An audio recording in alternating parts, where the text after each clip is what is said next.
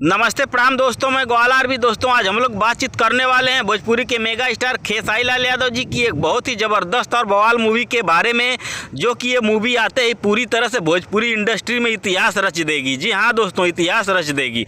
दोस्तों इसी मूवी के बारे में आज हम लोग बातचीत करेंगे इस वीडियो में। तो दोस्तों अगर आप मेरे चैनल पर नए हैं और मेगा स्टार खेसारी लाल यादव जी के सच्चे वाले फैन हैं तो वीडियो को दिल से लाइक करके ग्वालियर भी चैनल को सब्सक्राइब करना बिल्कुल ना भूले। दोस्तों सबसे पहले हम लोग बातचीत कर लेते हैं भोजपुरी के मेगा स्टार खेसारी लाल यादव जी की नई फिल्म अवैध के बारे में। खेसारी लाल यादव जी की फिल्म अवैध, इस फिल्म के डायरेक्टर हैं नीरज रणधीर सिंह यानी नीरज यादव। खेसारी लाल यादव जी की फिल्म अवैध को डायरेक्ट किए हैं और यह फिल्म बहुत ही जबरदस्त और शानदार बनाई गई है, जो कि इस फिल्म में खेसारी लाल यादव जी का लुक कुछ अलग ही होने वाला है।